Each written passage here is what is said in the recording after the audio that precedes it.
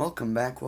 This is the IBT Immortal Boxing Truth channel, and today I'm going to break down my personal opinion of the top 5 welterweights at this moment. At number 5, we have Dini Lewis. Ugas is a 33-year-old Orthodox boxer from Cuba with an excellent amateur pedigree. He is 5 feet and 9 inches tall with a reach of 69 inches. Ugas has a good record with only 3 of his 4 losses coming by way of split decision. He has 25 wins, with 12 of them coming by way of knockout, and he is a technical boxer who fights on the outside. He has a good skill set and a solid professional career with a debatable loss to Shawn Porter for the WBC title. Personally, I saw it as a competitive fight that could have gone either way, but on my first viewing, I saw Ugas winning the fight. The close nature of the fight just speaks volume to both of their skills. This transitions nicely into the next fighter on my list. At number 4, I have picked Shawn Porter.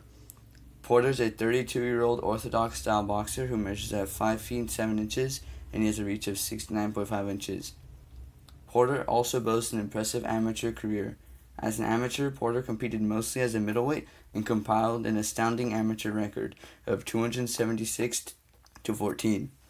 This tremendous record reflects the boxing skills that he has amounted that many people don't give him credit for. Shawn Showtime Porter has been the likes of middleweight title holders Demetrius Andrade and Daniel Jacobs in his amateur run. Porter has a record of 30 wins, 3 losses, and 1 draw in the professional ranks, and is a former 2-time welterweight champion. The people he has fought at welterweight have cemented him as an elite welterweight in my opinion.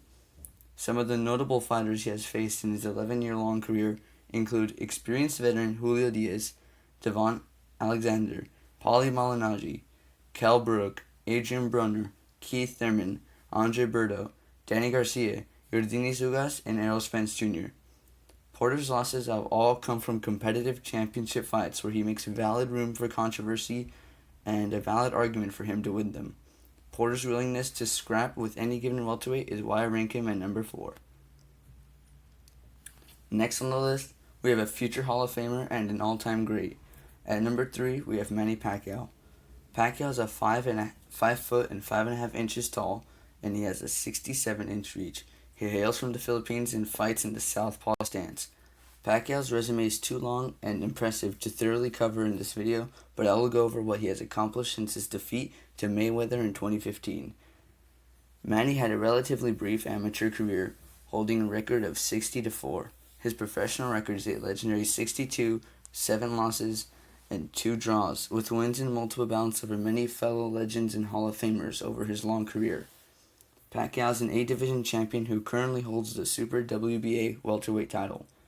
Since 2015, he has beaten Timothy Bradley Jr., Jesse Vargas, Lucas Matisse, Adrian Brunner, and most recently, Keith Thurman to steal his WBA Super strap. Pacquiao would easily be number 1 on this list if he were in his prime, but the fact of the matter is, the already normally undersized Pacquiao is also 41 years old. That is not to say that Pacquiao is no threat to the division. Quite the contrary. Pacquiao is an extraordinary talent and athlete. Pacquiao has accomplished all there is to accomplish in the sport, and he deserves the greatest amount of respect. My number 2 fighter at the moment is Errol Spence Jr. Placing Spence at number 2 was not an easy decision, but it was one I had to come to. Spence is a talented athlete, but things from outside the sport have distracted him and nearly caused him to lose his life in a car accident. I placed the asterisk by his ranking because this is one of the fighters that if you placed him at number 1, I wouldn't necessarily argue. I think the top 2 are incredibly close, but I just gave Spence number 2 because of recent events and what I feel from looking at his fights and performances. Spence is a southpaw and measures at 5 foot and 9.5 inches tall with a reach of 72 inches. He's the current unified IBF and WBC champion.